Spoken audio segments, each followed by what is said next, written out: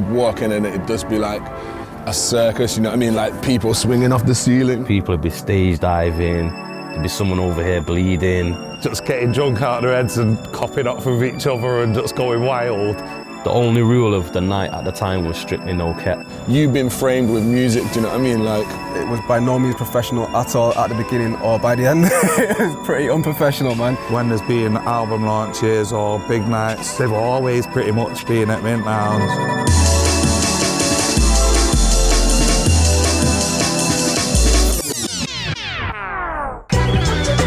What was the Northern Quarter like? It was still a bit of a Wild West kind of vibe to it, but it was fun. It was always a fun sort of place to go out. Now, I mean, it's massively changed. Has it lost its rawness? I don't think it has. Northern Quarter wasn't the happening hip place that it is now with all these like mad shops and £20 burgers and all this, you know what I mean? It was raw and it was rough, you know what I mean? Northern Quarter was where we'd go and just wear what we wanted to wear and listen to the music we actually liked. Mint Lounge just always feels the same, do you know what I mean? It doesn't feel like it's changed whatsoever to me really in that time. I can't imagine Mint Lounge being anywhere else. I think it'd be a totally different place if it was anywhere else. The Northern Quarter definitely defines what Mint Lounge has been and how it's evolved and how it's developed. Going way back now, but before it was Mint Lounge, it was a venue called Planet K. it was like a bit of a burlesque, cool, loungy like idea. That was the idea, but obviously this is Manchester, isn't it? So. I remember the first time I went in there, they had like tables set out so you could have a sit down, and I thought, this is posh, this, innit, you know what I mean? But then we came along and ruined his classy establishment. Yeah. You know, it's always been a place where Tunji has been open to kind of like the Manchester lots that are coming in and doing their authentically Man thing and sort of supporting us in doing that. Do you need to shut up for a bit? Yeah, go on. I've always been a clubber.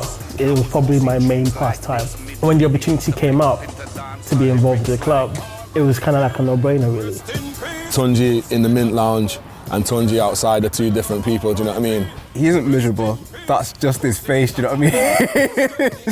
I used to call him Crocodile Tunji. You'll be in there, yeah? And obviously it's a big part, everyone's doing wild stuff, it's all going on, but the second you try and do something naughty or try and do something too far, Tunji's eyes will just come out the water like some crocodiles. You know when you feel disappointed in yourself because you're letting your friend down, you just be like, guys, what are you doing, man? Oh God, what have I done, Dad? Do you know what I mean? Like, because you know you're being out being a nightmare and that, and Tunji's like, I'll be there behind the curtain and the curtain will just go like that and there'll be Tunji like, you know what I mean? So like, yeah. I've got a love for Tunji, man. I've got a love for Tunji. Got a rating, man. Love Mint Lounge and I love Tunji, man. he loves us, I think. You're like, oh, soz Tunji, you know what I mean? But he's definitely a staple part of why we ended up in there and why we continue to do stuff there. It's mad important for somebody to hold on to a venue for that long for the city, but it's still Crocodile Tunji. I do not approve those nicknames at all. Okay, so this is our infamous mural done by the amazing DRS. This was done about 10 years ago, and it just covers all the nights that we've had at Mint Lounge. Stuff like Friends and Family, Nish Nash Nosh, which was run by the Electrics, and then Ballin On A Budget, which was It was by no means professional at all at the beginning or by the end. It was pretty unprofessional, man. So me, DRS and Konny Kon started this thing called Ballin On A Budget.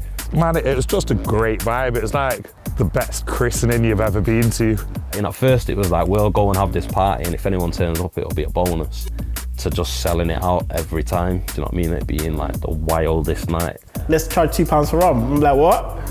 £2 for rum? Because no, don't worry, it'll work. I was like, I'm not sure about that. And they'd walk in and it'd just be like a circus, you know what I mean? Like people swinging off the ceiling, fucking just mayhem, crowd surfing, like you've been framed with music, do you know what I mean? Like, yeah, and some other substances. People would be stage diving, there'd be someone over here bleeding, someone throwing up, you know, people say Manchester and all that, and I don't know if you'll see as mad nights as there was in there. But I remember Konny usually leaving early, because I think Konny was probably one of the only one in the group who, I think at the time, had a full-time job. As I'm leaving, I see Skittles walking in with a bunch of people behind him, and I can hear him getting shouted out on the mic. And as I'm leaving, I can also hear big shout to Bob. And I turn around, I I can see my dad, and my dad's called Bob, and my dad's got his hands in the air and they're shouting him out on the mic, and my dad's rolling in with Skittles. Now my dad's like 70-year-old white guy, do you know what I mean? And my dad's raving, he's getting shouted out on the mic, and I'm leaving, I'm thinking, what is this, man? Where I'm leaving and my dad's walking in at like 2 in the morning, half 2 in the morning. Yeah, that's another good memory for me, to be fair.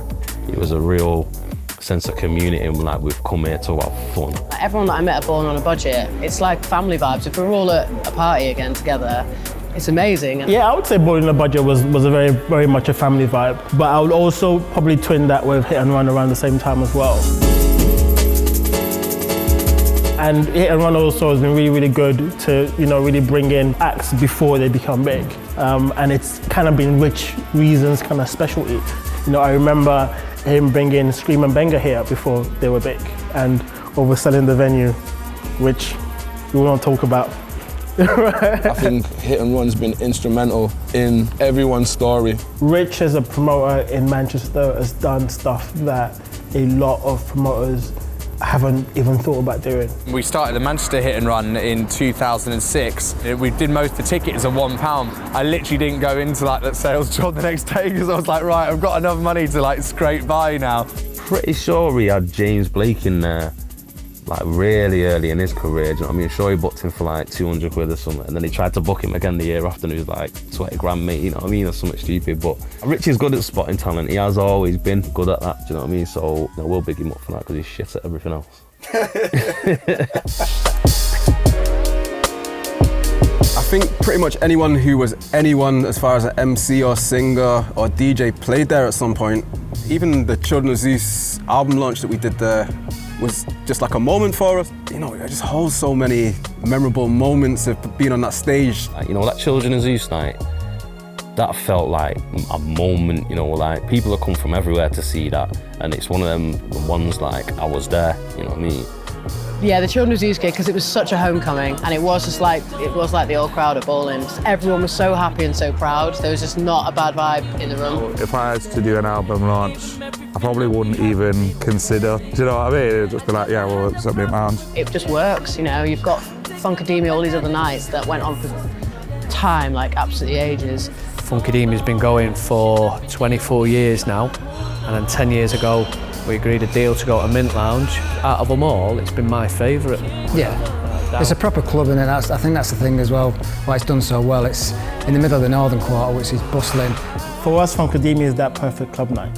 It's the perfect middle ground that caters to everyone's taste. Like, just on a quiet one, just popping in on a Saturday night, I didn't even know what's on, and just having a mad one, so like, yeah. It's about it being a fun space. You cannot come to Funkademia without dancing. It's impossible, you know.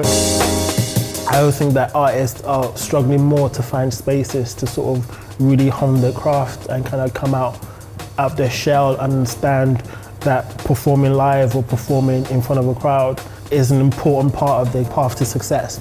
Like Bugsy Malone, we give him his first gig in the Mint Lounge. You know what I mean? His first ever gig, live gig, was at a Ballin On A Budget, one of the early ones. Wow, I remember that person, you know, when they first got on that stage and were nervous, and sort of like the DJ, they did their first DJ set.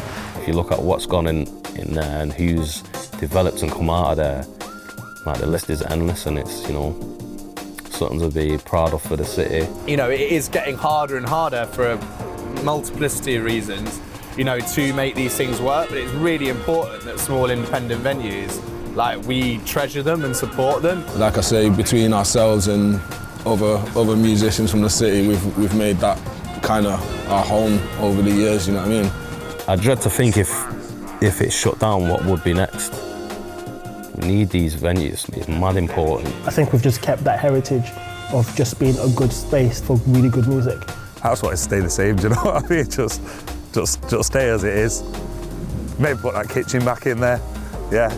Give us the kitchen back, yeah, right, that's it, yeah. Just stay the same, but give us that kitchen.